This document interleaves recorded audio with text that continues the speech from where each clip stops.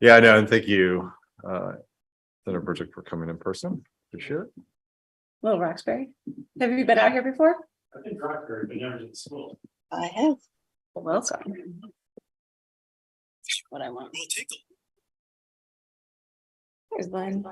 Hi, Lynn. You got it.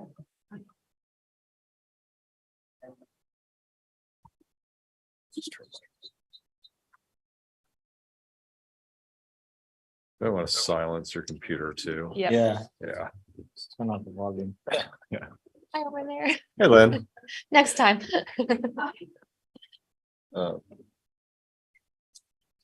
And then fence. You're the only one here. You want to sit up here with the mic so we can hear you? Sure. Nobody's here. Nobody's here. It's all comfortable. All right, so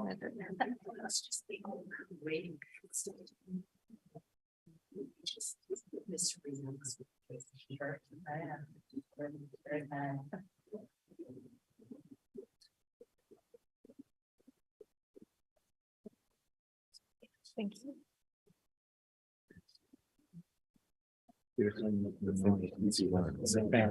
Yeah, I might do it. Yeah. Mike's here, so it's gonna pick up. Yep. That's why I go by Jill. Hey, Everyone can spell Jill and say Jill correctly, so. But I don't want to jeopardize any of the signatures, so I gave my actual name. All right, excellent. I think everyone's here.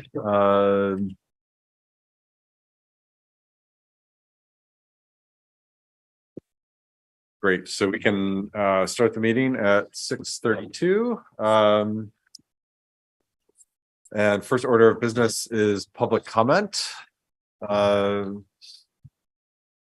Members of the public in the room, other than Senator Pertic, who's going to participate in the discussion in just a few minutes. And looks like we have someone on Zoom. Amanda, you want to go ahead, please? Sure. Hi, everybody. My name is Amanda Garces. I am a parent in Montpelier-Roxbury. And I am here today as a mother of a wonderful 7-year-old who gave me permission to advocate for him.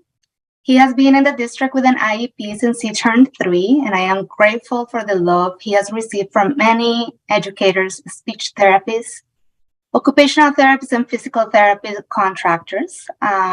He's struggling to read. Yes, he needs accommodation due to his developmental disabilities, which include ADHD and many more. I can see the interaction between his frustration with reading, his low self-esteem, and a harassment incident he experienced at his after-school program. Today, I bring a lot of questions for you. I have sent a few emails with resources about a Soul the Story documentary about reading instruction, and I have not seen any deep conversations in the school board meetings about it. And what I have seen is consistency from parents who have been advocating for their kids for the past few years. Here's the premise. Our district primarily relies on balanced literacy instruction at the Tier 1 classroom level and general education small group for writing and reading and phonics instruction. No other instructional programming is available that I know of. To date, this year, we have spent $69,261 in relation to the teacher colleges of reading. The district has in the past and is currently only providing district-wide teacher training and balanced literacy instruction. The trainers are from the Teachers College, and they implement this. We also use the Fountains and Pinelli assessment. And we just bought a bunch of Fountains and Pinelli readers notebooks, as well as Lucy Calkins Jump Rope readers last month. My question is, or many questions that I have, is how are my child and his peers of all abilities access science-based literacy instruction if our school district is devoid of the assessment required to match learning needs with teachers trained to offer highest quality science of reading instruction? How is my child and his peers of all abilities able to access science-based literacy instruction if we are continuing to use methods that have been debunked? The Teachers College of Reading was founded by Lucy Calkins, and she has made millions of dollars harming many children. Why are we investing in further in someone whose methods are not supported by research and who have a history of using methods contrary to evidence? Yes, she's made some changes. There's a New York Times article that Mark Seidenberg, and I quote, says he's a cognitive neuroscientist, and he says that while he found some of the revisions encouraging, he was concerned that objectionable concepts remain. The Fountains and Final assessment has many problems, including the fact, and I quote, that the benchmark assessment system, which is what we use, was field tested on typical students. But they included in their study only proficient English students who were already reading at a grade level. Now, I'm going to send you this document with some more researches. The last piece of it is that we use a 3QN system, which is dead wrong, and it has been debunked and harmful, and I believe is harming my child's ability to advance. If you have the chance to read my literacy public comment that I made in the Literacy Council, I will send it to you. Studies show that explicit phonemic awareness and phonics instructions, which we do use a little bit of, consistently provide a learning advantage. There are no such studies supporting 3QN system. And there's many articles I will send you about and research that shows the difference. As a district, we need better ways to verbalize the way that we use evidence, data, and also relied on qualitative data to carry out work for all of our kids. Qualitative data is our stories as parents, and students is a big piece missing. I'm very nervous and shaking, so if you don't understand it, let me know, because my accent makes it triple. We need to do better not to pit teachers against parents. This is not about this. This is not why I'm here. Libby and I fundamentally disagree in her testimony against the dyslexia bill in 2020, where she states that the vast research showing that once a student is identified with a special need, they fall further and further behind their peers. This is not the first time that I heard this. I am not sure what the vast research is, but I can provide other research that shows that the advantages of identifying children with learning difference early, it's cheaper than later on when they need intervention and they can't really catch up. So for the past year, I have seen Henry's light get dimmer and his music within quieting down. He has come home crying. He calls himself stupid. He's 7 years old. He was screaming in the bathtub that he hated himself, every bit of him. Okay? In a few occasions in his after-school program, he was called, repeated by other kids, big head with a small brains. His sister was there to defend him, and probably the only reason why I found out. I'm not here about that, but I'm here because it's a systemic issue, and we need to correlate it. Reading and struggling is also correlated with low self-esteem issues, and he's feeling it. This is a systemic issue. Reading is an equity issue. Recent data shows that English language learners perform significantly worse than non-English language learners, and Blacks and American Indians or Alaska Natives perform significantly worse than white students and other racial groups. If you look at the data from the corrections department, who house youth and who are educating our youth who ended up in the corrections department, they have extremely low literacy level. Here's a pipeline, and we need to do better. A special education audit is currently underway, and the only parent input was a survey. Not sure that is meaningful engagement. I have heard Libby and her team working hard to make systems, but what about the kids that cannot wait for a system that is not ready? I know my kid can't wait, and I will give him what he needs, but others might not be able to. He's probably gonna get him a tutor, and we're gonna be, somebody said that education here is a rich man's game. I don't know what that means, but it means that if you have the opportunity to get the resources that you need, you'll get it. And if you can, you can. So I really hope that as a board, you have the conversation and help the state make decisions to give our kids what they need. This is not just about Henry, but about many kids in our district. There's a design principle that I really like that says, we view change as emergent from an accountable, accessible, and collaborative process, rather than as a point and end of process. I hope we use this principle in our district to work collaboratively with parents and with other experts that know. We are not here as part of some other institutions. We are here as parents getting the resources that they need. Thank you for your time. Great, thank you. We appreciate the comments, very well stated. Any other public comment? I'm not. Hi, Jim. Grace Pasden. Okay, Grace. Hi, everyone. For those of you who don't know me, I'm Grace Pasden, and I'm the parent of 2 children at UES. One is currently a 4th grader who is gifted and dyslexic, and the other is a 1st grader who is bright and neurotypical. Both of my students have also struggled to acquire early literacy skills while at UES. And I'm sorry, this is emotional. I've reached out to this board about these issues before. I'm here tonight because I'm worried that many children in our district aren't learning to read and write proficiently, not for lack of ability, not for lack of caring on the part of teachers. That's very clear to me. But because our district doesn't use an evidence-based structured literacy curriculum to teach foundational literacy skills. As Amanda already, covered in some depth, my understanding from conversations with Mike Berry, other instructors in the building, is that many, if not all, teachers at UES are using Lucy Calkins units of study to teach reading and writing. And it espouses a balanced literacy approach, which encourages SMV, which is structure, meaning, visual system, and that's commonly referred to as 3Qing, which has been shown by research to be an ineffective reading strategy that is utilized by poor readers to compensate for a lack of decoding skills. And decoding skills are what you get through structured, direct, explicit, systematic phonics instruction.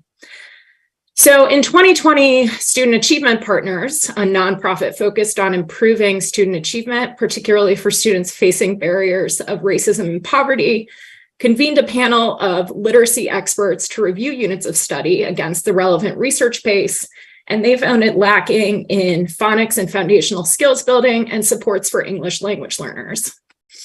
Then in 2021, Units of Study was awarded a failing grade by Ed Reports, which is also an independent nonprofit that uses expert educators to review K-12 curricula against Common Core standards. Finally, in 2021, Georgia Policy Labs issued a report of its study evaluating the impact of the Lucy Calkins program in the elementary schools in the Metro Atlanta School District. And given the available data, they found no evidence that the Lucy Calkins reading program had a positive effect on reading achievement gains in grades 1 through 3. I'm also happy to share all of those reports with the board after the meeting. So are there students in our district who are succeeding in the current balanced literacy curriculum used in many of our district classrooms? Of course there are, but that's likely because they're part of the 40% or so learners that research shows are going to learn to read proficiently regardless of the instruction model. But the evidence also tells us that the remaining 60 or so percent of students, which includes learners with specific learning disabilities, but also a majority of typical learners, will only acquire reading proficiency through direct, explicit, and systematic structured literacy instruction. Both of my kids fall into that 60% category, one with a diagnosed learning disability and the other a bright typical learner. Both of them have struggled in their early academic career to acquire certain literacy skills, and both of them have lacked access to consistent evidence-based structured literacy instruction in their classrooms. And as Amanda also pretty eloquently mentioned, while my partner and I are privileged, middle-class, white professionals with all of the resources to pay out of pocket for learning evaluations and tutoring to meet our kids' needs, which we do because we love them and this stuff is hard. We're worried about the kids who don't have those resources available to them. And those are the kids that are going to fall through the cracks. The heaviest burden is going to be borne by our BIPOC, English language learner, low income, learning disabled, and other marginalized students. And to the extent that this board cares about equity, which, I personally know a lot of the folks on the board, and I think you do, this literacy education piece is a gaping blind spot for the district, and I'm asking you to do something about it. So I didn't think I was going to be this emotional at this point in the speech, but the question I want to leave you with is, why would we ignore the settled body of evidence and continue to invest in a balanced literacy curriculum that teaches 3 cueing when we know, we've known for decades that nearly all students can and will learn to read proficiently with direct, explicit, structured literacy instruction. Thank you. Thank you, Grace. Any other comments? For some reason I'm not seeing hands. Is that it? Or was it? I didn't see it. All right, thank you for that. We definitely, that is a subject we're paying a lot of attention to, so we appreciate the feedback. Can I just request, that was, I very much appreciate both of you showing up, Amanda and Grace, and if you wouldn't mind emailing us what you shared tonight, just so that we can fully understand it, because it's a lot to take in just in hearing it. I would appreciate that. Thank you.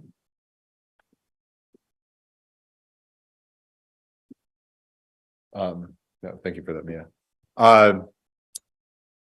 Moving on to consent agenda. Do you have a motion to approve the consent agenda? I'll move to approve the consent agenda. Do I have a second? Any discussion? All those in favor? Aye. Aye. Any opposed? Great, consent agenda moves or passes. Do I just close over Zoom? So next we're very fortunate to have several of our legislators here.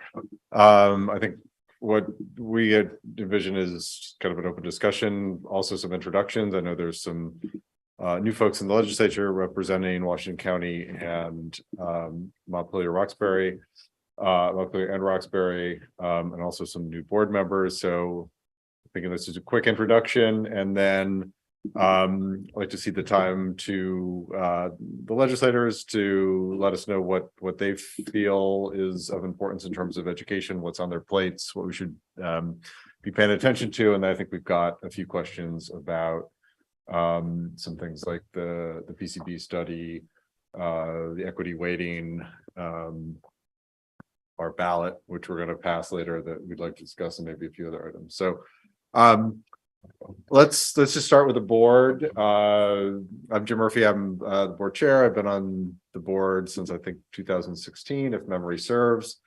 And I live in Montpelier, and I'm an environmental lawyer with National Wildlife Federation for my day job. Mia? Thanks, Jim. Hi, Andrew. Hi, everyone on the call. I'm Mia Moore. I'm a Montpelier representative to the school board, and I'm also a parent of 3 kiddos in the district. And this is I think I'm going into my 3rd year on the board. And yeah, my day job is doing coaching and consulting on to help managers and teams work together in equitable and inclusive and collaborative ways. So I work for myself doing that. Hi, I'm Aniket Kulkarni. I've been on the board since 2020, so finishing up the 3rd year. I live in Montpelier as well, and I have we have a daughter who's in the high school. And as in my day job, I own a software development and consulting company. So I've enjoyed being on the board last 3 years, and I've learned a lot. Thank you. Rhett Williams. I live in Roxbury.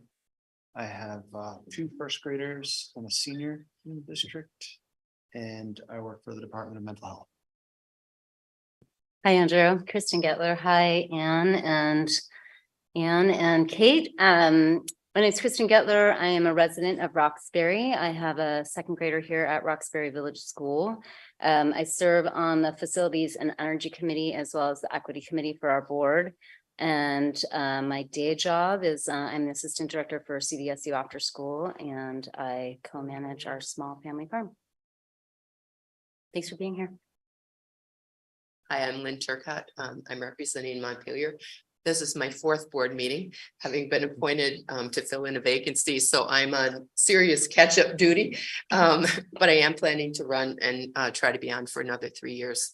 I have an interest in boards and community service. I've been on a number of boards, and I'm a retired clinical psychologist. And I have 2 grandkids in the Montpelier school system. So I'm interested in, and I've worked in the schools. I'm interested in educational issues. Yeah, I forgot, of course, my most important bag, which is I have 3 kids in the school too. Oh, and I'm on the, Yeah. I'm on the equity and the Libby? Oh, I'm Libby Boatsteel. I live in Jericho. I'm the superintendent of schools. I'm Merrick Moden. I'm a student representative on the board since last February. I'm Jill Remick. I'm a Montpelier resident, and I'm also the Montpelier-Roxbury School Board representative on the Center Vermont Career Center Board. I also have a high school student in Montpelier, and I work at the tax department in my day job. We have 2 members on Zoom. Seiji and Emma, do you want to introduce yourselves quickly? Yep, my name is Seiji Ohashi. I live in Montpelier. I'm coming up on 1 year on the school board. I have 2 kiddos in the system, and I work for the Agency of Digital Services for the state. Hi, I'm Emma Bay Hansen, and I represent Montpelier. I have 2 kids in the school district, and I serve on policy committee and facilities and energy committee. And I was a teacher for a while, and now I'm working for Vermont Higher Education Collaborative, and we do professional development for teachers. And Andrew, you want to start off for the Sure. Thank you for having me here. It's a good opportunity to come to these small schools that we have in Vermont. I always enjoy it.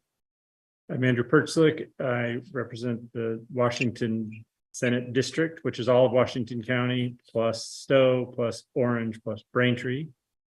This will be my 3rd term. And the first 2 terms I was on education, so spent a lot of time on education policy, had the joy of talking to Superintendent Bonesteel very often in that committee. The literacy comments that we heard at the beginning, we talked a lot about that. Really found that interesting, but had an opportunity to move to a different committee. So this year I'm on appropriations. I'm the vice chair of appropriations. And so we'll be looking at education issues from the kind of appropriations side, but still have an interest in education for sure. I'll miss you. Yeah. It's all the education Senate committees, all new, except for the chair. Everybody is new, but there's some good people, including a teacher. Let's go to Zoom. I don't know who wants to go first. Anne? Yeah. Either Anne? Yeah, there's 2 Anns. I'll follow up from Andrew. I'm Senator Ann Cummings. I am the senior senator and one of the few returning seniors to the Senate. I chair finance, and for 2 years I did chair education. I live in Montpelier. I put 4 children through the Montpelier school system. I've got grandkids in Vermont school systems, but the closest one is I have 2 grandsons in Barrytown. But do follow education as closely as I can. And my committee is responsible for the education fund, read that property taxes. So I do, and I see a lot of Jill Remick in her day job.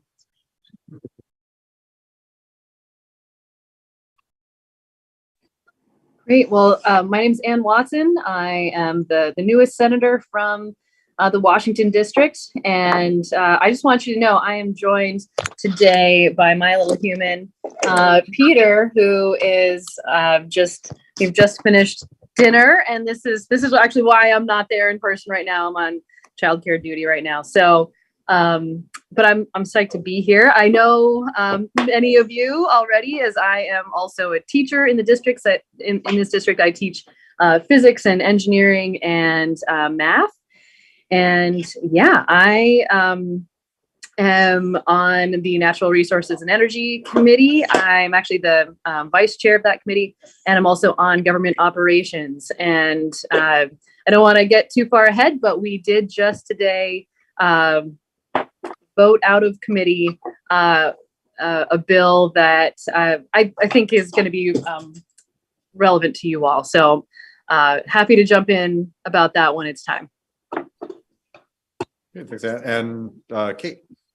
Yeah, I'm Kate, and I can relate to your newest board member who's been there. This is her 4th meeting. This is my 3rd week at the State House, so I am learning all the time. I am on the House Ed Committee. We've been hearing a lot of testimony on public property tax monies going to pay for independent schools. And today we were talking with folks from the Principals Association and Superintendents Association and the AOE about the workforce shortage. So I'm very concerned about recruitment and retention of teachers in our schools. I have 2 daughters here in Montpelier. I do live in Montpelier. I have a daughter at Main Street Middle School in 8th grade, and then my oldest has just gone off to college this fall. I'm a teacher also, like Ann Watson. I teach at U32 High School, and I teach math there. I'm looking forward to the conversation. Yeah, no, thank you, everyone. I think we'll kind of, whoever wants to, take the lead in terms of talking about some things that are on the plate. Again, I raised a few issues that I think are on our mind. Obviously, the waiting study implementation of that, which is going to have an impact on our bottom line. The PCB study, which we know is out there and has been a big issue in Burlington, and we have at least one building that was built in the kind of 50s, which we know was an era where there's definitely the potential for PCBs to be in the building. 2 buildings in this building. Okay. And then I'll just raise it now. The way this has kind of come up during our conversation, because we have the budget we're passing, or we are going to pass tonight, most likely, has about a 9.4% per pupil increase. But as you probably obviously know from being on the education committee, with the crazy tax formula, it's a modest tax increase for the Montpelier residents. I think about 1.3%, and it's actually a tax decrease for the Roxbury residents.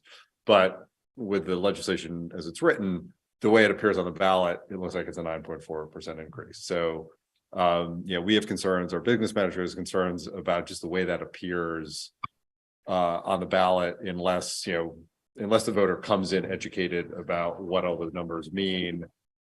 It's there's a good chance that a first time a voter who's being introduced with the budget for the first time is going to see 9.4% and be like, wow.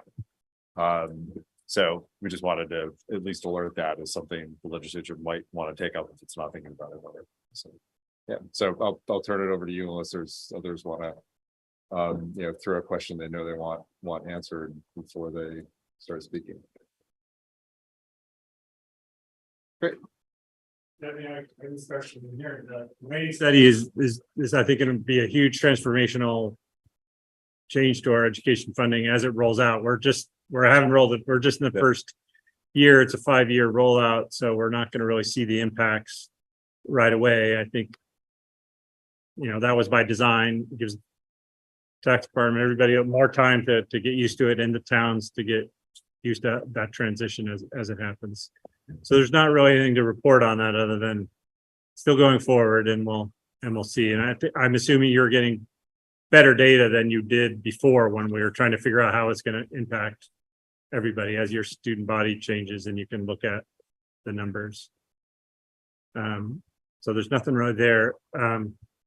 I've heard issues around the ballot wording. I seem to remember that there is some opportunities to write about what the tax increase is. And so I don't, but I agree with you. If they just see the 9%, even though other parts of the language talk about the tax increase being not an issue, that they might still vote against it. Happy to do that. That would be a good issue for government ops to address, I think, but the education committee could deal with it as well.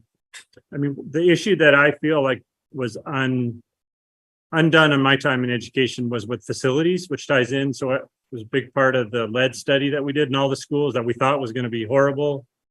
And it turned out not to be as bad. We were able to change out a lot of the faucets and things that without having major multi-million-dollar projects. But then we want to move on to the PCBs, and that could end up being, more than the schools can handle, like in Burlington. Hopefully we don't have full school tear downs like that. That more of it will be like Cabot, where they find one building, and we'll see what all the remediation plan is at those smaller schools. It's still going to be more expensive than the schools can really handle. So today had a meeting about like, how are we going to fund these, not only the PCB remediation, but all the other deferred maintenance that all our schools have. Basically, you can't walk into a school without noticing this or that hasn't been taken care of, because the school boards are trying to save money. They don't want to have that huge tax raise on the ballot. So, and we haven't had school construction aid from the state for 12 years or whatever it is. So that discussion, we were getting a report in October. That's the assessment of all the schools. We had an inventory. And I really want to finish that work that I kind of started on the education committee about making sure that the state supports our schools and making sure we have functional buildings, have actual good air quality, whether it be for pathogens, but also just oxygen in the room is important, obviously, for learning. And we have a lot of classrooms in Vermont that don't have proper ventilation. And so ventilation, HVAC, plus everything else is going to be hundreds and hundreds of millions of dollars. And I don't want the state just to say, oh, that's too much money. So working today on a plan for how we're going to address that. So that's the main education thing that I'm trying to work on. I don't know who on Zoom wants to start off.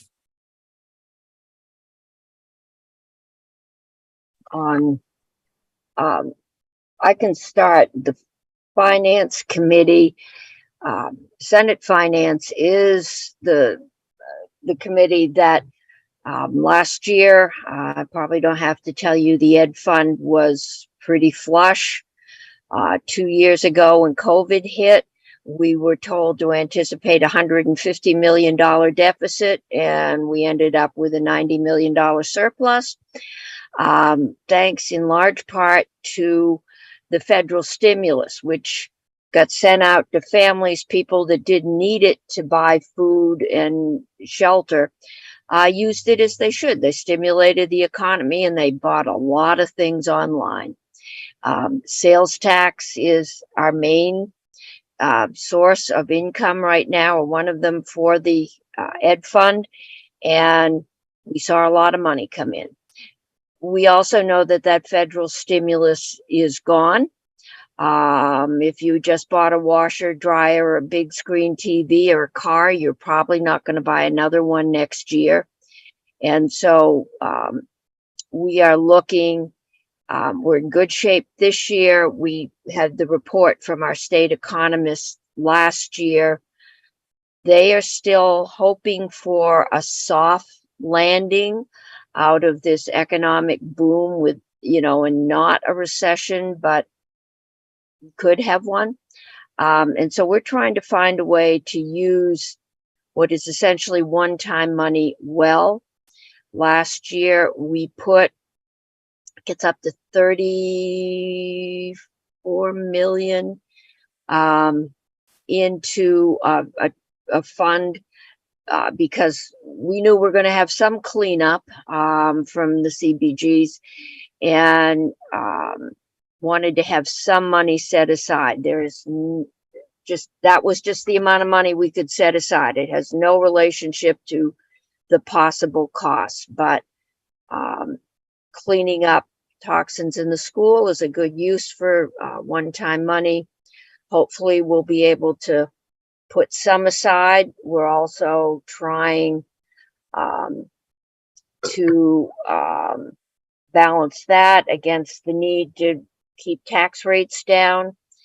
And this year we're seeing, with the huge spike in housing costs and CLAs, I know Montpelier's doing a reappraisal, so we're not getting caught with the CLAs, but a large number of towns are, which is just putting their tax rates through the roof, plus concern that people who were income protected and their house fell under the limit that is protected, now find that same house worth several $100,000 more than it was 2 years ago.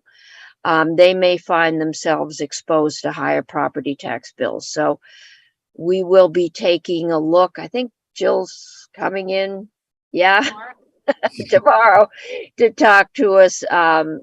There's things we can adjust in the formula, but that's what we're looking at right now. Trying to find that balance and to have some money there to help you. We went through the amount that our bonding capacity has been cut. When I first came to the Senate, I was on institutions, which does the bonding. And at that point, we were somewhere around $90–100 million we could bond for. We're now down to 60. Our bonding capacity has been significantly cut by the bond bank. But we do know that we are going to have to find a way.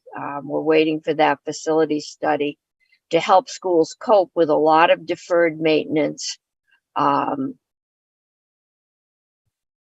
all the deferred maintenance you may have, there are schools that a lot of people wouldn't send their dogs to, that really have some significant just sanitation problems that need to be cleaned up. And we know that if we don't find a way to fund it with other state funds, you're going to borrow, bond for it, and that cost is going to go into the ed fund, and everybody's going to share, but it's going to basically boost everybody's property taxes. And I think none of us want to see that happen. So all I can tell you is we're working on it, but no easy fixes. Thank you, Senator Cummings. And Kate? Happy to jump in here. So just today, the Senate Gov Ops Committee passed H42, which is really an extension of the COVID provisions for open meeting law. So it would allow municipality, so legislative bodies that are municipal as well as school boards to meet fully remotely if you wanted to. So that's one aspect of it. But I think the most relevant piece is it suspends the requirement to have specified language around the budget ballot item. And so I know there's been a requirement about the language for like how school budgets are phrased on the ballot. And my understanding is that with the changes to the equalized pupil weighting, that language was going to change in 2020 in fiscal year 2025, but we're not in fiscal year 2025. So this bill also sort of extends down to now the suspension of that requirement. So There is no suggested rephrasing of any ballot language. So it just says the ballot language requirement is suspended during the years 2023 and 2024. So I'm going to defer to the other senators as to how the process goes from here, but it is now passed both the House and the Senate. And so I expect that to pass out of the Senate in general, probably pretty soon. So things have to be in place by the 26th of January. So that was certainly motivational for us to get this done. Great, that is great to hear. Can I ask a clarifying question? Sure. If we vote on the ballot language tonight, and that what Ann just described, what Senator Watson, sorry, Yes. just described won't really affect this year's budget. Unless we make a language. motion that would give, say, Libby or Christina the ability to change that language instead of legislation changes, which we could do. Oh. Okay. Be my suggestion. Okay. Yeah, we took a look at that language today in the finance committee because it could impact school taxes or something if it influences how people vote. We didn't have the bill, but we did have Secretary French in. I gather that the tax commissioner was into the House committee. The administration opposes removing that language. They think that coming out of all the ARPA funds that people should be able to have some idea. If they oppose it enough to veto it, nobody knows. But they were clear that they didn't think we should remove it. But we basically said we didn't think that it had a whole lot of impact and didn't want to slow down the bill in any way, so left it up to GovOps. Yeah, we had that same testimony today as well. And, part of the thinking around that is, I guess that was originally a part of a couple of requirements that would have been potential cost containment. But we asked pretty directly, did the administration feel that this was an effective cost containment measure? And he said, we don't think about it in that way. It was more about transparency rather than a cost containment mechanism.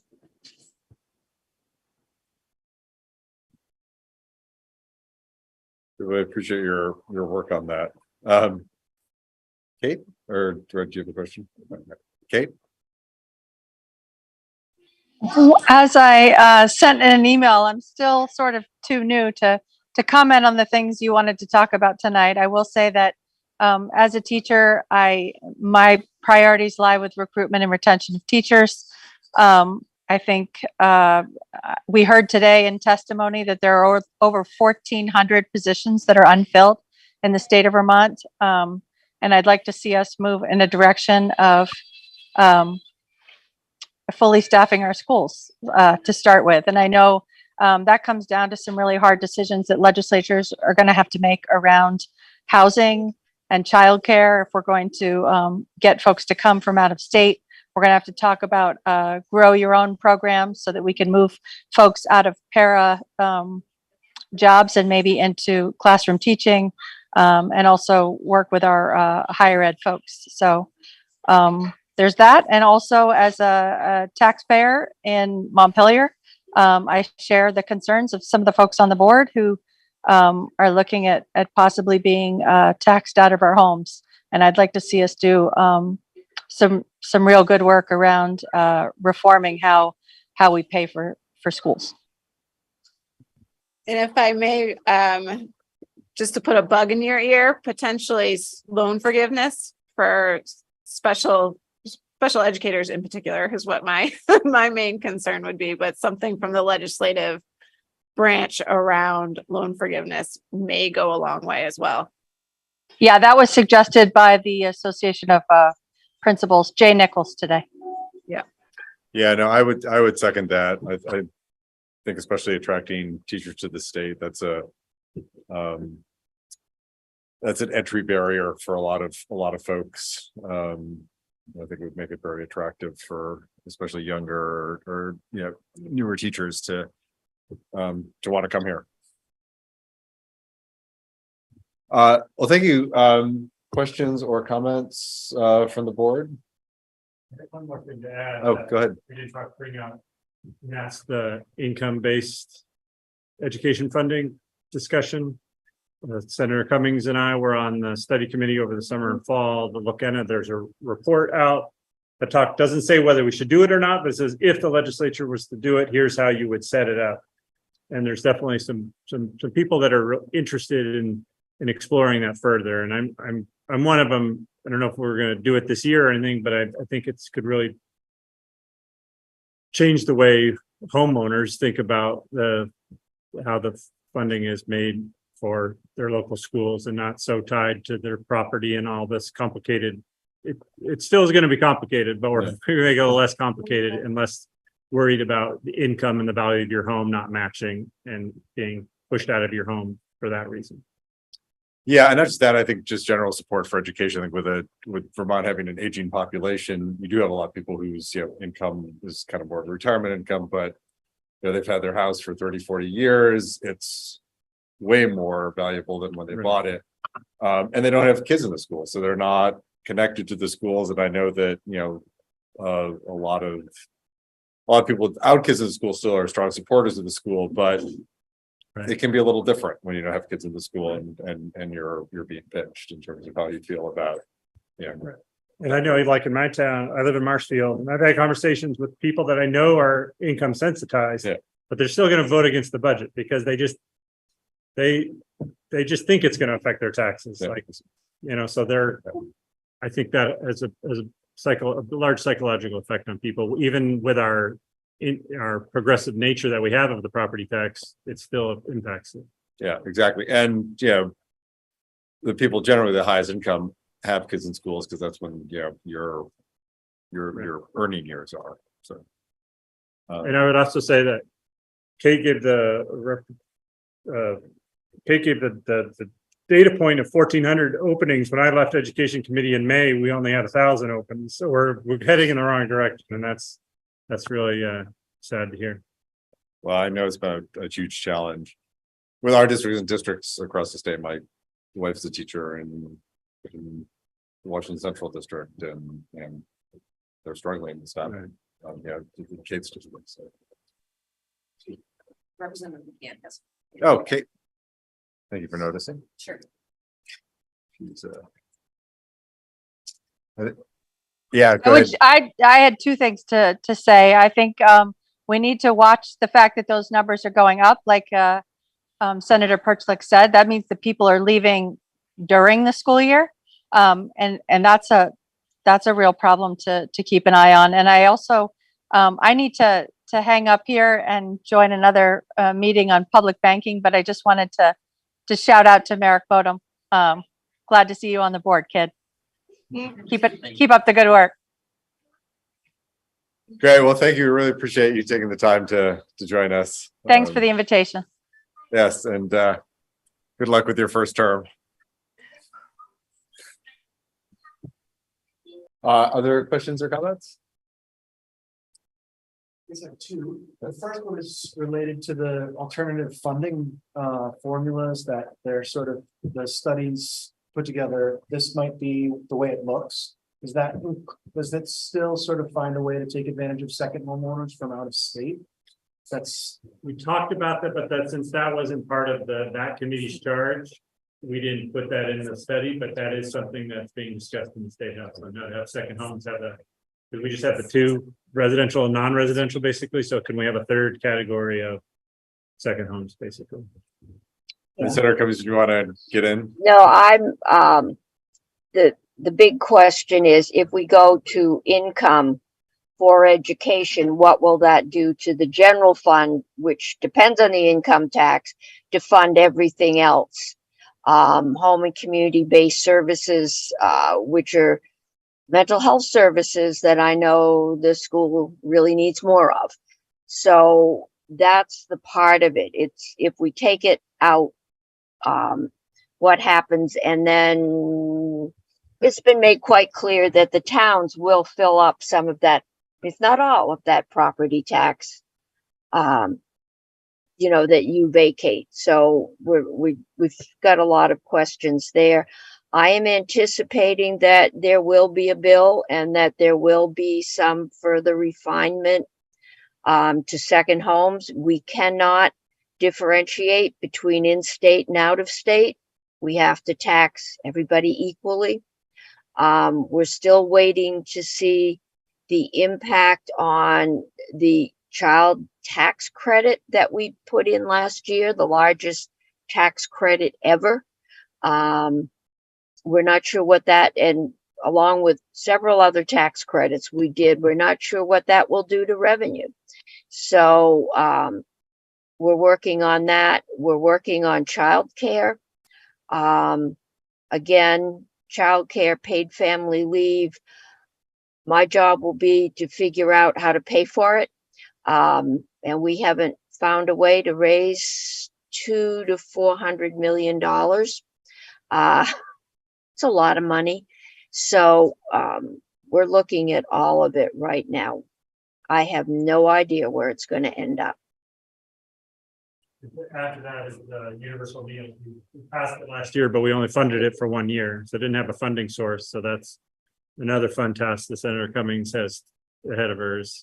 I assume that when we put money in to feed kids, that we were going to feed kids. I know people said it was just for 1 year, but you don't feed kids for a year and then tell them to go hungry. I know there is a lot of concern. I know the cost to Montpelier that has, a significant number of children that can afford to buy lunch, and whether or not, I just can't believe in this day in swipe cards, we can't find a way to let kids that can afford to pay for lunch, and kids that can't, get free lunch, and everybody has a swipe card and it goes through and nobody has pink or blue or green slips. It would take some startup money, but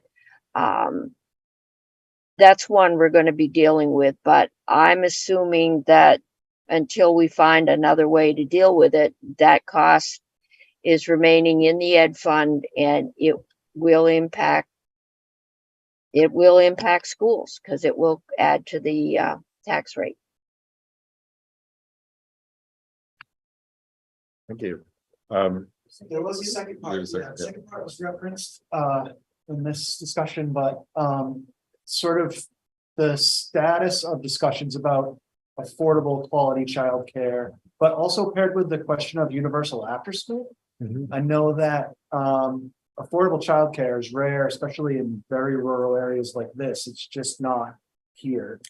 And I don't know if those are separate issues. The universal after school, is that tied up with affordable childcare, or is it separate? I tried to bring them together. I was on a universal after school task force, so learned a lot about that and the need and the benefits of it. So I'm a big proponent of it. But I think often the childcare is talking about the infant to 4-year-olds, but the after school can deal with adolescents. So I think sometimes it is separate. Like the report that we got today from the Rand Corporation that the legislature asked for deals with only the 0 to 4 childcare. But I think it should be connected, and I think there's a connection to paid family leave or parental leave, because that's I think is a good way to provide care for infants. That's the most expensive and most difficult to find. If a parent or a family member can stay home with that infant, then that's kind of solves part of that problem. The after school is significant because Roxbury here was connected to, in a very convoluted way that has to do with the merger, connected to our neighbors, Northfield and Williamstown, with their 21st century grant. Montpelier-Roxbury doesn't qualify for the 21st century grant. That grant is over. So next year we have to redesign after school here in Roxbury. which would add considerable money to our per pupil expense for Roxbury if we were just continue a program like we have now using 21st century funds and local funds. So it's a considerable challenge, and we don't have, because we don't have a 21st century grant, we don't have the staffing. We don't have a after school staff, you know, so we have to create one for our school of 40 kids, Right. which is tricky. And we wanted to take it out of the agent, not just have it go through the Agency of Education and through that program with all the federal rules, but to allow community after school programs or schools that aren't eligible for those federal funds to get the money from the state for the after school program. There should be money from the cannabis sales tax that goes to after school. I mean, that was part of the deal, and that's something that the governor still supports. So we don't know exactly how much that money is going to be. Definitely not the beginning. It's not going to be very much, and there's issues there, but I'm still going to be advocating that money stay for universal after school, because it's a good prevention tool, but also it's just. And it's key good in these program. rural areas, like Yeah. Brett Right. said, there's no childcare here. It's huge, like a lot of folks can walk in Montpelier, but there's no way that you can walk in an area that's geographically as large as Roxbury. Right. And there are a lot of places like that are just, Yeah. it's 2 miles and it's, you know, Uphill. 600 feet vertical, you know, elevation change. So Both it's ways. Both ways. Yeah. Both Kristen ways. makes money Yeah. pulling people out of the mud, right? Senator Cummings, do you want to get in? No, I was just saying, that there is part of the cannabis deal is money goes to prevention. A large part of that is after school. We know we need after school programs. We spent this afternoon, hearing from the Rand Corporation on the cost of childcare. And again, it comes and goes with how much, what income level you subsidize up to, what percentage of family income do you have families pay. There's a lot of levers, but if once we subtract out the money that is presently in the system, we only have about a $279 million deficit. So that's going to take, they basically gave us a whole list of taxes we could raise. Raising taxes is never a palatable thing to do, but we're going to be working through that. We know childcare is economically necessary. We also have a family leave bill, but it is a full-blown family leave bill where, fathers, mothers, everybody gets time off to stay with kids and gets time off to stay with, aging relatives or sick kids. It's a good thing, but it costs a lot of money. And I'm one of those that believes you have to keep saying things and eventually it takes hold. My son and his family live in Canada. They have all of these things and they pay 52% of their income in taxes.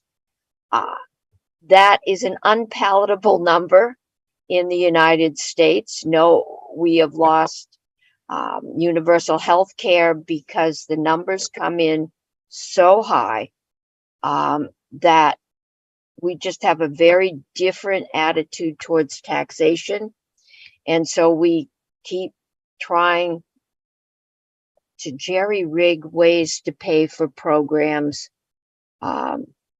that we are struggling to find a way to pay for them.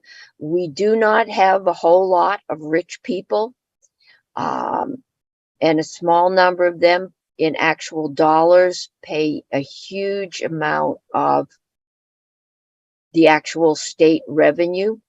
To have one of them move would hurt a lot more than to have me move. So we're always trying to find that balance, but the bills are high. If we do everything, the Building Bright Futures childcare bill is around 400 and some million dollars. And there he is. Peter has joined us. Just to remind us what this is all about.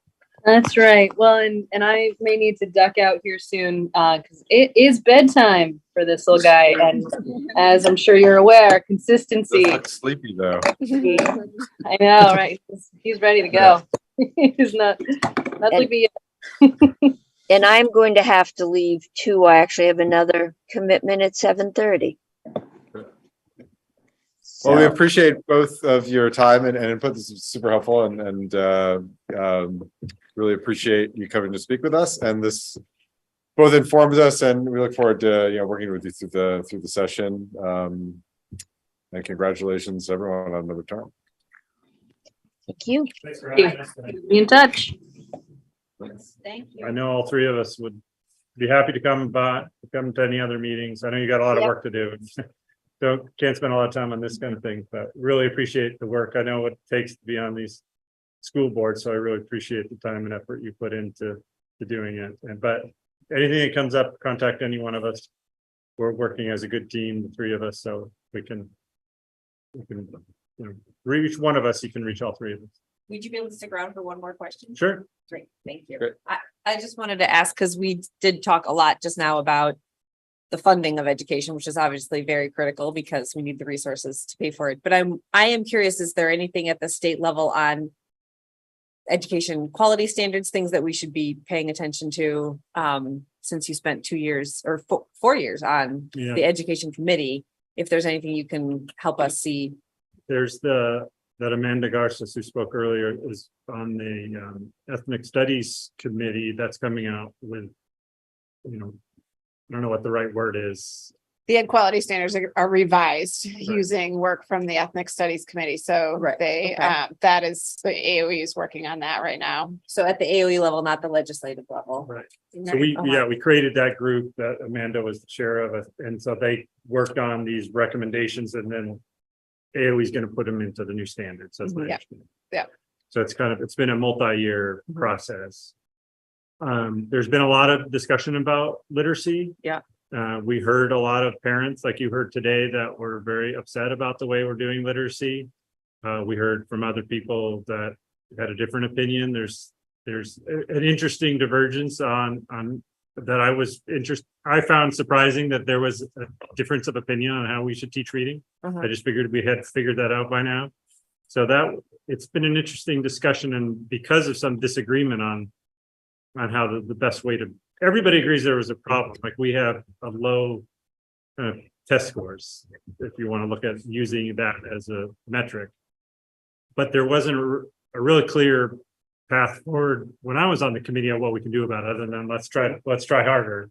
We did put some money for it. I think we put some try to help some schools to have more, paraeducators and literacy teachers. I think there was another name for them. There's a literacy grant. Yeah. Yeah. So we did put some effort into it, but I think it's an ongoing discussion, and I mean, Libby knows more about it than I do. But in the current chair, Brian Campion is specifically interested in it, and he wants to work on it more and hear from more people. So if the school board or the superintendents or parents in the district, like if you work with parents, who want to come, then they're open to having more of that discussion. Okay. And I'm sure the House, they did some of that. I don't know if they did the same amount, so you can talk to Kate and see if the House Education Committee is going to have the same level of discussions around literacy. Okay. Thank you. Great. All right, Other I'll let you questions? get back to work. Yes. Yeah, thank you so much. Thanks for coming out. Yes. Yeah, and drive safe because it's getting slick out there. Yes.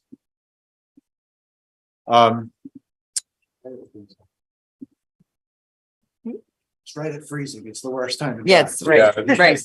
We're having I think mud season instead of winter. End of Jan. Yeah, and we've already got the ruts and the frozen ruts and it's a mess. Yeah. Facilities committee update. I know who the facilities committee wants to give a could hand it to you, Kristen, but if you're not on point, feel free to pass the I'm baton. happy to share, but I can kick us off in letting you know that the last 2 months of facilities and energy committee meetings have largely focused on our net zero work and really kind of charting a way forward on that.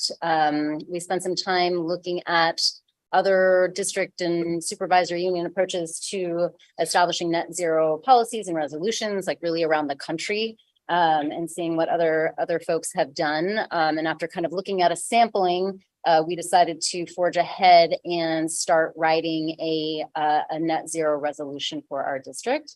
So that's currently in process. Our second draft of that should be coming out anytime, and then we'll be revising that and hoping to arrive at another draft that we want to share out with a group of, vested community members, including our folks, our very good friends now from the Montpelier Energy Advisory Council. Roxbury also has an energy coordinator, the Montpelier High School Earth Group, and then some other local and state folks in the energy sector, basically pulling all these folks together. This is our draft. This is what we have so far. We would love your feedback on it to arrive at something that feels solid. And we're looking at doing, hopefully, kind of routing that around to reviewers by mid-February with the idea of having something final that we could bring to the board for consideration and possibly approval in March. So that's been the big focus of FME over the last 2 months. I did have the chance to go to the Montpelier High School Earth Group meeting yesterday to just circle back with them. It was, I think, my first or second board meeting they presented to the board. So it was a year and a half later, almost 2 years, but it was really great to be able to circle back to them. And some of the same students that actually gave the presentation were at that meeting. So to honor that work and reconnect with them and show them that, yes, we heard you and we are getting to work, kind of explaining our process. It took some time for our committee to really find its way. And so they are also willing to serve as reviewers of our draft resolution. So they are going to be in the fold for that. And then I think after we get done with that, we'll kind of get back to, refocusing on what's next. Certainly the PCB issue is on the radar and just continuing to try to get information about that. I was looking today at the state website that has kind of the calendar of the testing. And it looks like now We're up. Yeah, I actually wrote a letter to go out to the community on our testing schedule. Okay. That will go out. It's going through Andrew right now. So it will probably go out by Friday, Monday at the latest. So I think it was UES and NS are up in the next quarter, essentially. Yeah, we actually asked the AOE to move our test dates up because we have so much construction happening this summer. Yeah. And so we want to know before that starts so we can fold it into the construction if we need to, fold in any remediation. So we asked them to move it up and they were like, sure. Okay. So And how many schools have been tested? Total in the state? Yeah. so far, I think it's maybe it's third, a handful. quarter. They're behind. And what did they find? I can only tell you by anecdote, so know that. Yes. I know that, Cabot and Twinfield was referenced. Cabot has found 2 spots. One wasn't as bad as they thought it was. And then, so it's all over the place a little bit. There's a school down south. I can't remember the exact, it's not Brattleboro, it's Brattleboro area, really down south has other, they found PCBs in that school that they're working through. But I don't believe they had to shut down any rooms, or the rooms they found it in were not significant enough to influence schooling as much. So it doesn't sound like they have found any school as bad as Burlington. Not yet. And the thing to know about Burlington too is that they were using different actionable levels when Burlington, like that wasn't a state guided mission, if you will, right? So and I don't understand it all with Burlington, but it was a different level and all of that kind of thing. So some people have gotten, have done the testing and have gotten reports back right away. And I've heard from other superintendents that they were supposed to get their reports back and they haven't, and they're still waiting. And so they're in a wait and see mode. Okay. So I think the state is doing its best to try to abide by the timelines and the expectations and requirements. And they're finding that they don't have enough people, like actual people who are trained in this area to Yeah. do the work. Not that I don't think it's a staffing issue. I think we It's a literally bit- don't yeah. have this specialty in our state. So I haven't heard terror yet, but also I know the biggest There's been some schools have spots. not been tested. You know And how we're- long it takes to do the testing? I'm sorry, Do Anakin. you know how long it takes to do the testing on average? I mean, our test, I think it's like days. It's not, Okay. It's not you know, weeks. no. To get the testing back. Yeah, it's but the weeks, yeah. actual testing doesn't take that No, long, just no, a few days or whatever. Mhm. And we're prioritizing UES and MSMS because that's where the construction is gonna start sooner, or? I can tell you because I just have that letter up. So we've got some projects in schools, but I also know those are the schools that at least from the date of construction seem to be. Yeah. probably Again, this letter is gonna go out soon. and it's really a form letter that the agency has given us. UES is February 27th through March 7th. MSMS is February 27th through March 7th. Yeah, RVS is, so it's like over our break, right? yeah, that's RVS and MHS are next January Okay, through March. So, yes, because those are the two buildings that the construction, that's where you asked me about. Do you understand it that one classroom could have a high test and the next classroom could not? And that Yes. one classroom would be sealed and the next classroom would be utilized? Is that possible? Yes, Really, it's that specific by spots. You really mean spots. yes. Oh, okay. I didn't know if it was, you see, there's a bad spot and the whole. And school- we've received, I don't understand it yet, and because I'm kind of choosing that I will learn to understand it, should I need to understand it. However, it's based on occupancy, it's based on child occupancy versus adult occupancy, and it's based on number of hours they're in the space. Like, there's all kinds of formulas that they go by. And basically they'll say, this is your level. And then we have to look at what kind of occupancy for how much time, To figure and it then safely. make a decision off of that. So you can make adjustments and still use spaces just differently, potentially. Potentially. Yeah, we, as superintendents, we've tried to argue that regardless of what the science tells us to do, if there's PCBs that are found at a higher actionable level in a classroom, it's not going to matter if it's a child or an Yeah. adult, right? Like, Yeah. so I didn't really understand why they spend a lot of time going through that, just because, but we'll see what happens. I have a question for the facilities committee. Once we have the resolution around net zero, what's the purpose of it? What are we gonna do with it? Yeah, so we've been wrangling with that also. So similarly, actually, the city of Montpelier first started with a resolution that then kind of parlayed into a policy.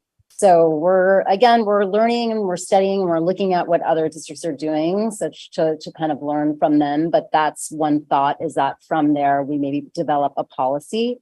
Within the resolution currently, there's language about developing an action plan, asking our administration to develop an action plan based on kind of these goals that we're setting. So from there, that might kind of work in concert with developing a policy. But to be honest, we're like definitely finding our way. I mean, one thing that we're also talking about is the fact that we have this earmarked $50,000 from last spring. And so trying to be really mindful about optimizing those taxpayer dollars and what those are best used for. We had discussed, does it make sense to hire a consultant to help develop this resolution? And we said no, because, let's take a crack at it and see where we land and see if it's something that we can do in-house versus allocating 50K toward it. So we feel pretty good about, taking on this piece, but we are trying to discern what's the best use of that funding to optimize this effort. So it's on our minds, but we just haven't figured out the best use. Yeah.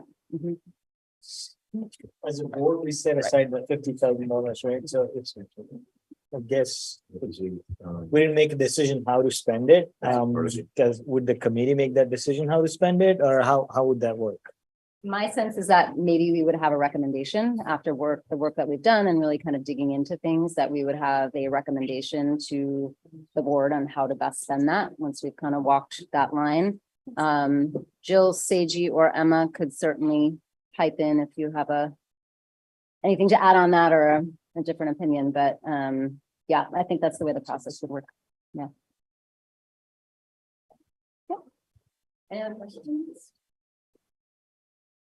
Well, thank you for all the work. I mean, I'm really excited the net zero work is moving forward. I know it's important to the board, and it's important to the students, and it's important to the planet. So thank you. Yeah.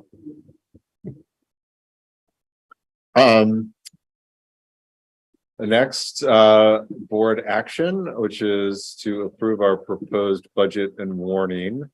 And given what we heard from our legislators, it sounds like we might want to amend the language a little bit, or at least give the administration the ability to amend the budget language in case something happens between now and the end of the month, which given that the Scott administration seems to oppose it, I'm less sanguine than I was before I heard that.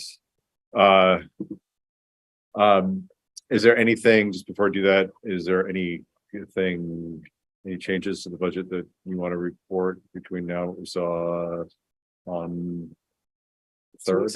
Yep. Christina is here. She's here virtually, so I'll let Christina chime in.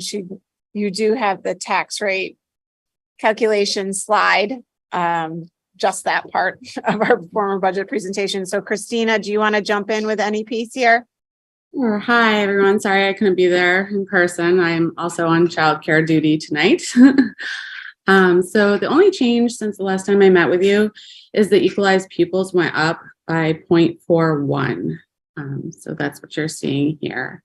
Everything else has stayed the same. And it's a 9.05% increase in ed spending per pupil. So that's what you're going to see in the ballot language. Unless they change it for us. Yeah. Yeah, at a 1.4% tax increase. So we're gonna have to get that word out. Yeah, and, for anyone who might be reporting it out, that's 1.37% tax increase. And a decrease of 9.59. Yeah, almost 9.6% for Roxbury. So 1.37% increase for Montpelier, which I think is one of the lowest we've had. And a 9.59% decrease for the residents of Roxbury. So are you going to plan on writing an op-ed? we will write an op-ed, and we will get that out as well too. And I was just gonna say, I think after we vote, we could have a short discussion about what other things we can do. Yeah. Outreach. Yeah. Tactics we could employ.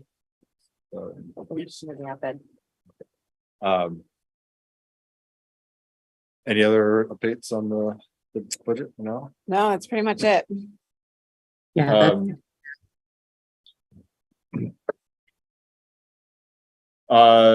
Any questions? Is there an average tax increase around the state for school districts? Like, where do we fall in that range? I think we would be low maybe, but. Do you mean the tax rate, or do you mean the per pupil increase? I was thinking tax rate. But Christina, have you heard from business managers the average around this year?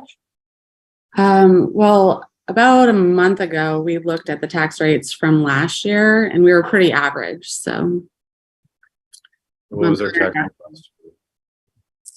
Look it up. Christina, do you remember our tax rate from last year?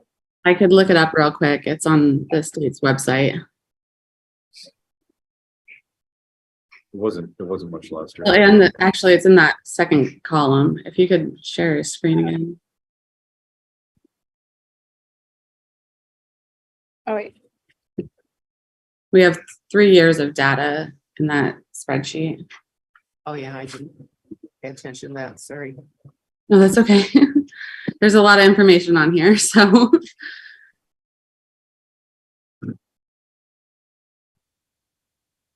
So the educational tax rate was $1.67 in Montpelier and $1.44 in Roxbury. It was a decrease in Montpelier last year. And Roxbury. But overall, Lynn, as you were asking, like statewide, we were pretty average.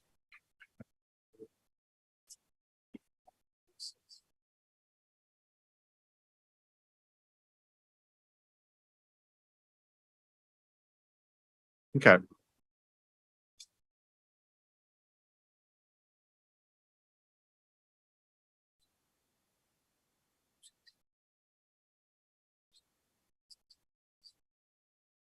Yeah, I think it's also worth mentioning that this budget has some one-time expenses that are not going to carry over Yes. to next year. Yes, it does. I said this budget has some one-time expenses that are not going to carry over Yeah, I to remember that. next budget, so yeah, that per pupil increase is is much of that is not costs that are gonna transfer to what is it, 23 is next year, FY 24. 25. Oh, God. It's like time traveling, writing these budgets.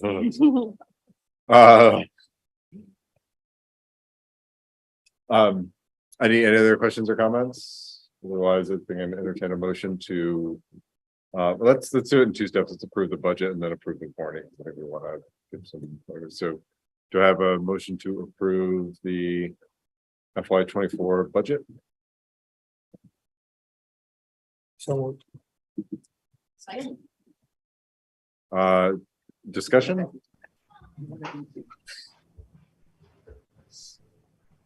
Yep. All those in favor? Aye. Any opposed? And so we had aye on the phone. I definitely heard an aye from It was a Seiji. Seiji. Emma, do you want to vote? Did you vote? Aye. Okay. I was gonna say she's not there. You called her out. Sorry.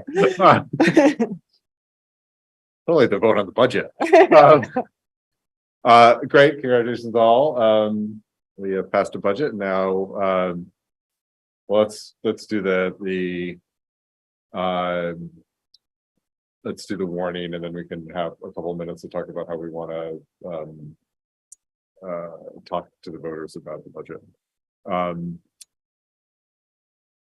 Do I have a motion to approve the warning? And I would suggest we approve the warning with the ability for the administration to change the language, and I forget which article it is, Article 4 maybe? Article 3. Article 3, Article 3. if there's a legislative change that allows for That time. for for different numbers to be used.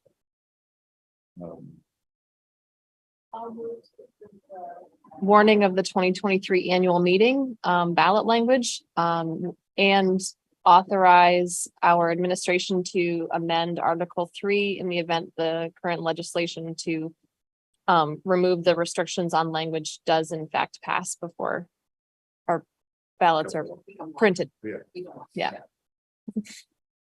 have a second? Any discussion? So I have a question because the numbers like the 2-cent increase are reliant on information that is not solid yet. So how do we avoid essentially overpromising something to the voters if we were to say, don't worry, this is only a 2-cent increase, but then the CLA comes in different, or the dollar yield, because the dollar yield isn't. You can't. So every year that's a Right, problem. but we haven't had language in the ballot that has been about the taxes. You know what I'm saying? Is But- that would, how you would edit? I guess I would like to know what we mean by edit the I think language. we would say like a projected. Mhm. Because even the Okay. equalized pupil number, right, or That the would- percentage, that could change too. that could change too, because we are in negotiations, right? So we have made some the assumptions. Oh, that- even what's written here, Yeah, 9.05 yeah, higher. that's It's a never- Oh, it's projection. always, okay, It's Yeah, it's never a always, solid it's number. not, never a solid Okay. number. Yeah. okay. And can I ask a question? I heard that there may be some reservation about removing it from the administration.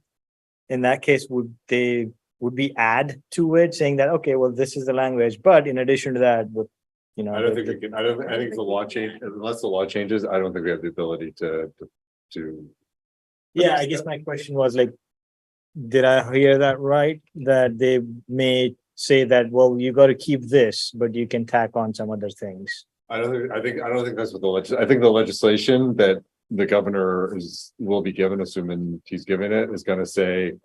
Basically that there's not a specific language requirement for 23-24 until. They have a new language requirement, and if he just vetoes that bill, then the existing law stays, so, and I think the chance of the administration going back and negotiating something with legislature and it passing by the 26th is as about as close to zero as you can get. Mhm. Jill? As Senator Watson said, it's part of a bill that also allows for remote meetings. So if we actually did need to come back together in the worst case scenario, we could hold a remote special meeting and warn it so that those of us who were a quorum could then approve the new ballot language. Worst case scenario.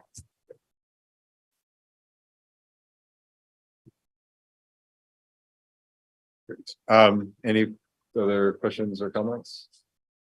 So if it is a law.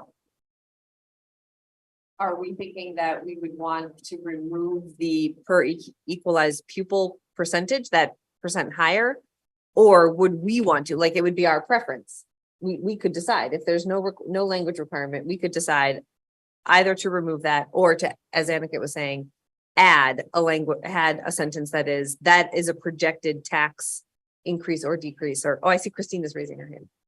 Yeah, Maybe Christina, I mean, my preference would be to have more rather than less, so to Right. keep and that add. there and add, and a projected tax increase Okay. of 1.37% for Montpelier and Yep.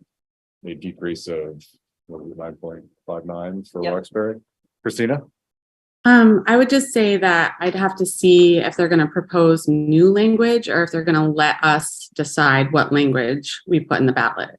So that's to be determined. I haven't seen anything. I know that they're trying to change it, but I don't know if they're going to give us other language or if we get to make it up. So Gotcha.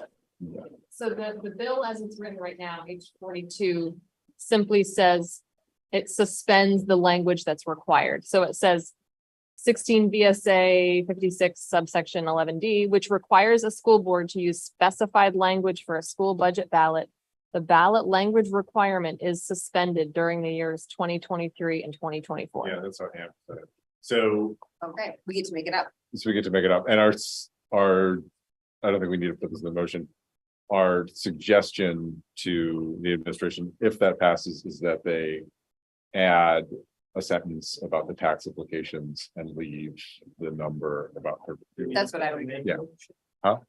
Amend the motion, because I thought the motion I- was giving I- them the authority. I think we can keep the motion as it is, and the board has kind of spoken on it, and, you know, we can scold Libby badly if you follow The it. board has made their Yeah. wishes clear. Yeah, the board has made its wish clear, so, yeah, we can draft the language and make sure that everyone Special agrees. School, public school thing. yes. Okay. Public shaming. All those in favor? Hi. Any opposed? Great, thank you.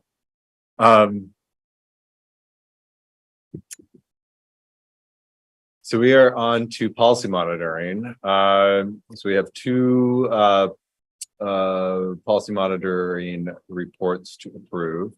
One is DO8, alcohol and drug-free workplace, and the other is D11, alcohol, drug and alcohol testing, which I think just applies to our transportation. Pretty much. Which is pretty much done by our. STA, yeah. STA, yeah. Yeah. Were we gonna talk about plans? Oh, yes. gosh, Well, that's you know what, since we're there, let's just approve these and then we'll talk about plans. But thank you for, yes, thank you for reminding me. I think these are pretty easy monitoring reports. Do I have a motion to approve the monitoring reports? I move to approve the monitoring reports for policies D8 and D11. Do I have a second? Thanks, Lynn. Any discussion or questions about the reports? All's in favor? Aye. Any opposed? All right, now we can talk about, so I will definitely do an op-ed and I welcome help on that. I mean, I could do it jointly with someone from Roxbury. Mia, you and I could do it as chair or vice chair. One thing we might want to do is maybe we could do 2 op-eds, one for the Bridge and one for the Times Argus. I don't think either paper will take an op-ed that's been published elsewhere, so it might be nice for, say, Kristen and me to do Times Argus and maybe Rhett and Mia to do the Bridge, so it gets both places. Once it's out there, I am happy to circulate it on like Frontport Forum and Facebook. I also think everybody here, as long as we don't get a conversation going, can do a quick social media post on the budget. You know, we get into trouble when Rhett does a media post and then Kristen comments on it and then Joe comments on it. But if you just do one and then like let it sit, that's great. Can we use? We're doing the podcast. We're with doing Jim and Kristen. Yeah, Oh, we're doing a podcast, which is also something that we can circulate on share on Yeah. social media. Those are kind of some immediate ways, and yeah,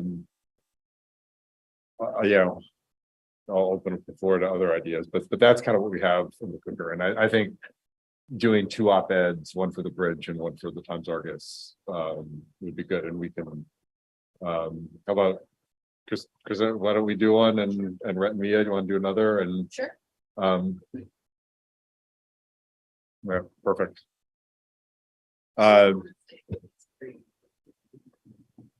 That we're, you know, because I think sometimes budgets are just, these kind of budgets are overwhelming for people. Yes. It's so much money, and I think it's really good to try to be clear about our focus and direction and why things are the way they are. I wouldn't hesitate in that, you know, to kind of to that point, to also just email your own sort of circle of people. One of the things I'm remembering is when Jody presented the Career Center budget, our voters are going to see these two items on the ballot. It will look confusing that the Career Center is listed differently, but it's actually included in this number that we just approved. And that feels like a piece of information that will be really valuable, just as like human to human, to be clarifying that. Not only the fact that this budget is an investment in our students and in our staff and in the education in the district. So I would really encourage folks to, even if it was just to take the Times Argus, you know, op-ed that Jim and Kristen are going to write, put the link in an email and say, hey, everybody, I just want to encourage you to vote yes on the budget.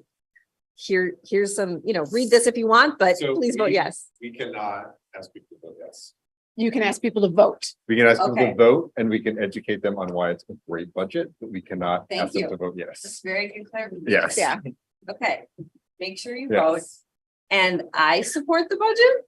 You can say that. Okay, You can say that you support the budget, but you Okay. can't say please vote yes on the budget. okay, Yeah. good. You can say the board unanimously approved Uh-huh. this Yeah. budget. Uh-huh, And here's why I supported it as a board Uh-huh. member. And here's what it does, okay, but you can't say please vote yes. okay. You can say please vote. as every, That feels like a very important clarification. I Yes. appreciate you saying that. And so don't say vote yes, but I think sending a personal email to your circle, your network, and with information and saying, please make sure to vote on the budget would be really helpful. And I think the same is true in a slightly different sense for Front Porch Forum or the Facebook group page, that it needs to show up in, more than once. And I think maybe kind of with increasing frequency leading up to town meeting day. So I would encourage all of us to don't hold back,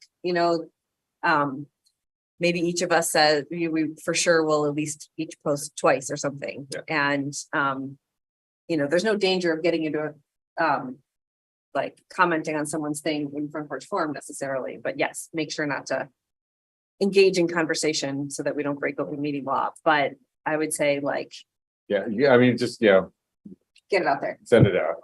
And you can always start a new link if you want to. Yeah. Avoid. I mean, one other thing, I mean, if folks have time for it, if there are a couple places where we could go and talk. I know we've done the senior center in the past. Usually we get the admin over at the senior center. Yeah. This is super fun thing for the admin to do. I can contact Tina to see if I can set that up. Yeah. And that's kind of the other place we've gotten is our crowd. But yeah, they like it. Yeah. But if there's other places, either in Roxbury or Montpelier that you think, you could gather an audience, just loop me in, but feel free to reach out and ask, come and talk.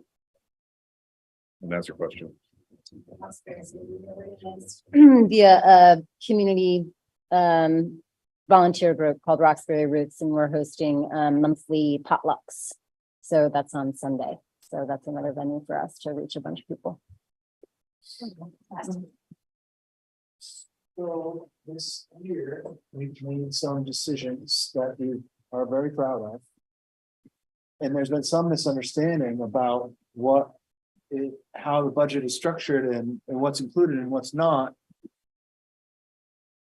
Do we try to, would an op-ed be a good place or a bad place to get into that? It feels like a slippery slope of more misunderstanding. I don't know. I think a well-written op-ed can line out kind of how this plugs into, the broader district values and goals and how we're making, key and responsible investments around that. Rhett's asking specifically does it include the track? Conversation about the track, because Oh, this yeah. budget does not include the track. So to make that a clear statement and anything that's Yeah. written to the community. I had that in mind too, and I thought that's what you're getting at. I think we can articulate that. Problems. Yeah. It might also be good to make that distinction that track money is not part of the budget. Yeah. Right, because there is some misunderstanding Yeah. that this budget includes track. Yeah, I think that's worth. That's worth I think it's mentioning. worth mentioning because I think there's some confusion around there. Yeah. I'm gonna offer to, just be at Capitol Grounds once or twice between now and then if people wanted to swing by and ask questions or whatever, so. If you'd like me to join you, I'm happy to do that. Okay, thanks. I will coordinate. If I can join it as well. I see you sitting out in front of Randy's store. Even on a night like Friday tonight? night, 5 p.m. Sometimes, depends, 2 hours, gotta hit the right window.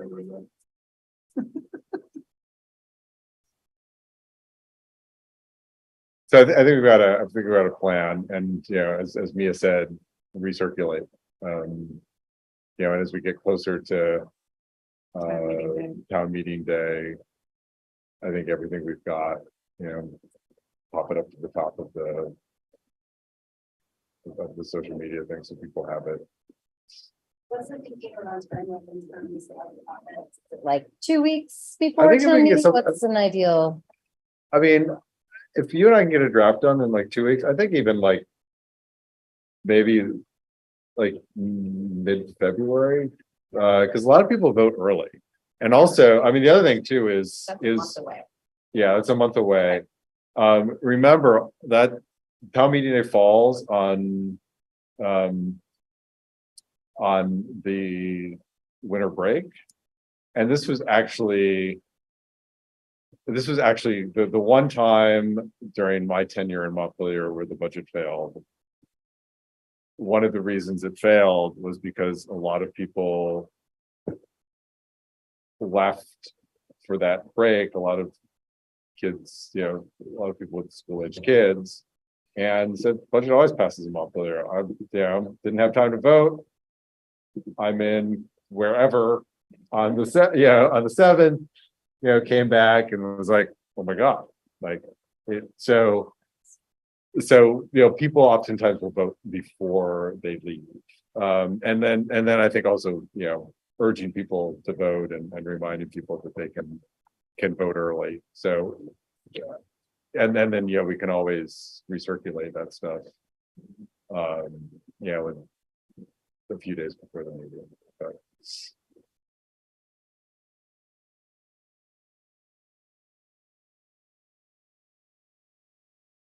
great. Anything else on that? And sounds like we've got a plan. And thanks everyone for bridge for Renton. the bridge. Okay.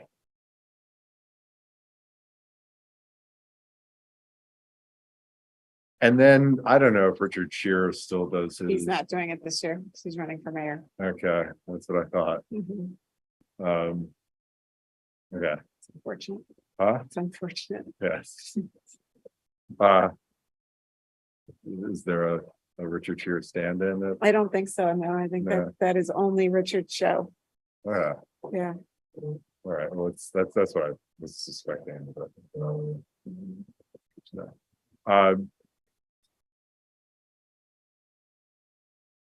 So I think we're on to, unless there's anything more of that, I think we're on our Policy. 4th reading of a 20, 21, 22, 23, and 24. And I don't know if Emma's still with us. I think we've I'm incorporated. still here, Jim, but I would prefer you to sort of walk through, and then I can pipe in if I need to. Okay. I think we've addressed most of the changes, and I need to get the thing back. Most of the changes that have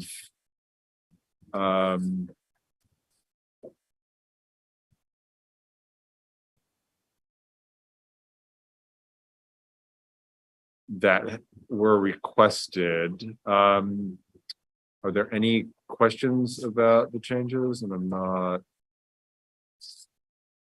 It looks like they're just linked. Okay. Yes, Lynn.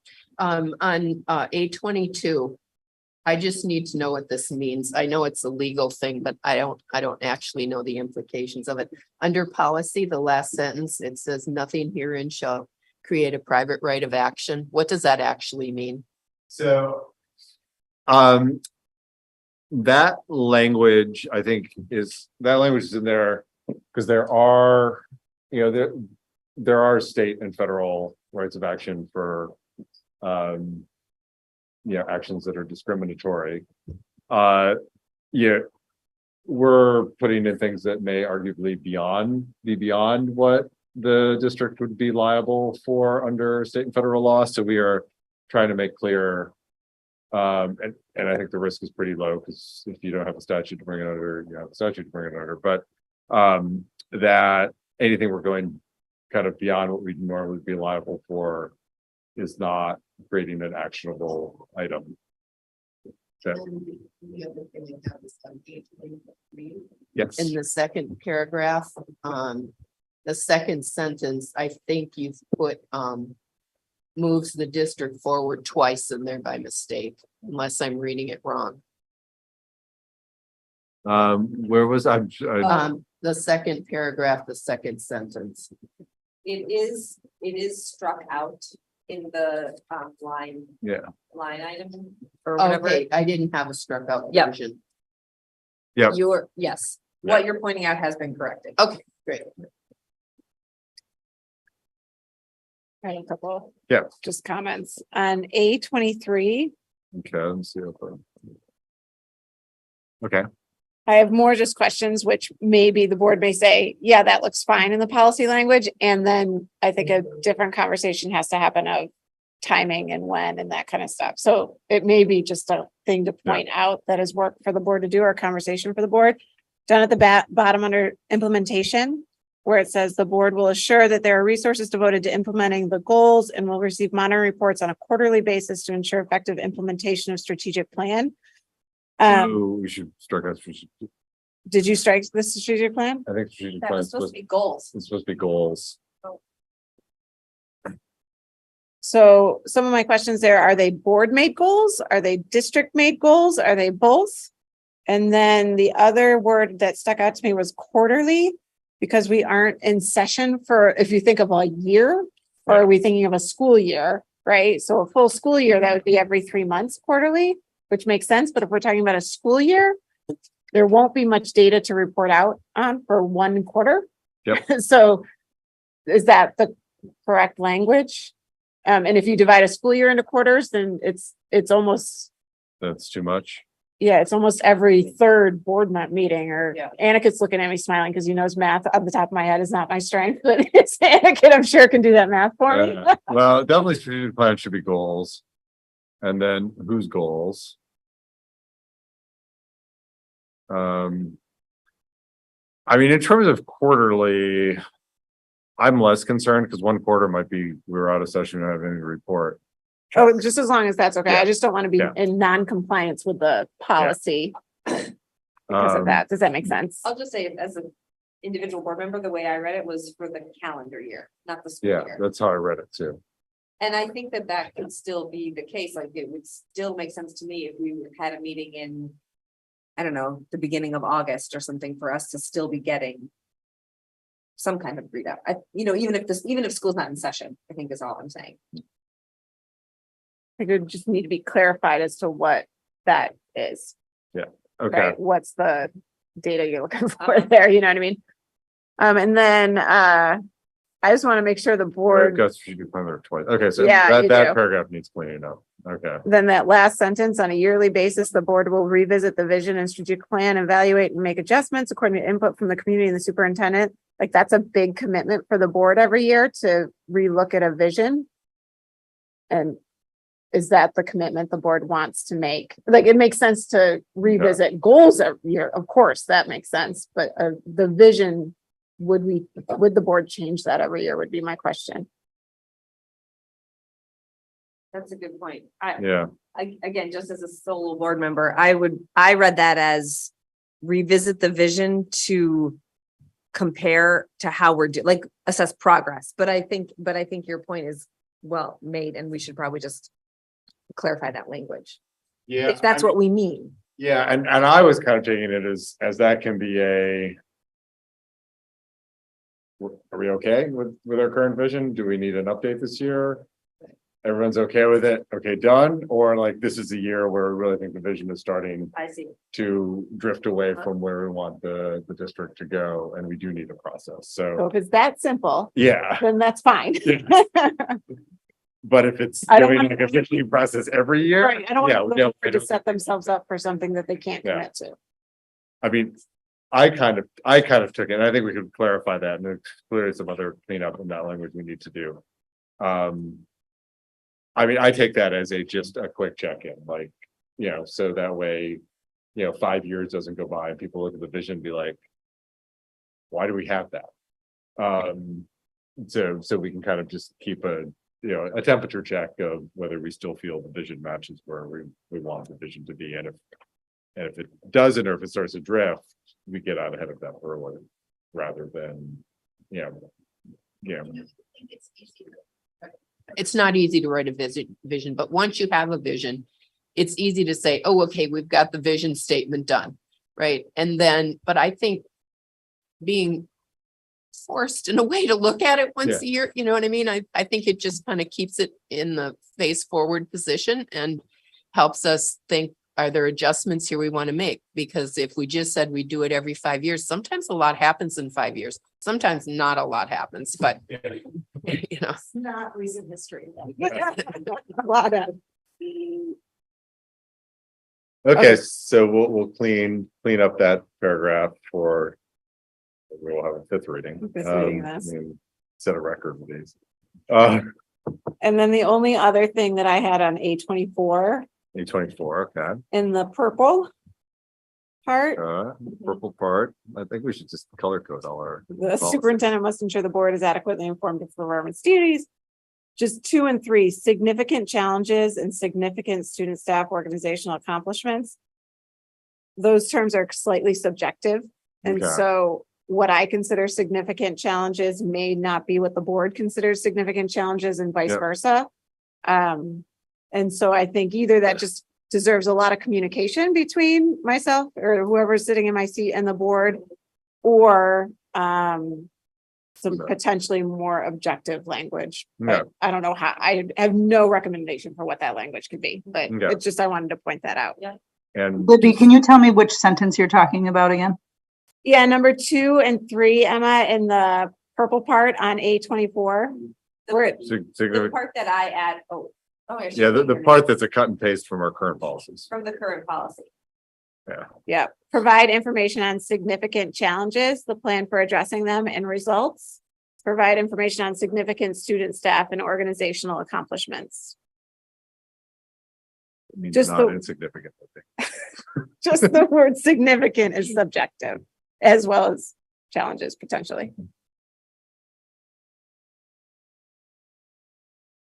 What I'm interested in as significant. There's no metric. It's up to you. I mean, you're gonna be, I'm assuming that you're gonna be honest with challenges that you want the board to be aware of. Yeah. And I would hope that other superintendents would do the same. It It's, could be that you just take the adjective out.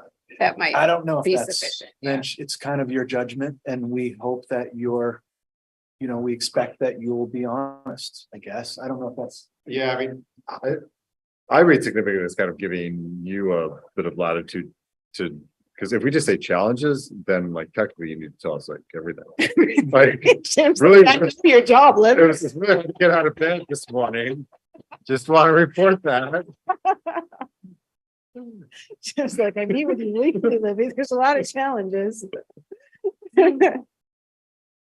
Uh-huh. I can see what you mean. Yeah, I can see what you mean. Yeah. Something just to think about. Okay. I think with lots of communication, we can get through that. Yeah. I just wanted to point it out. Thanks for taking notes, Emma. Yeah, thank you. Yeah, I mean, the way I Anytime. read it is that like, if there's something, you know, a major bad thing or a major good thing, you're gonna bring it to us. Yep. Okay.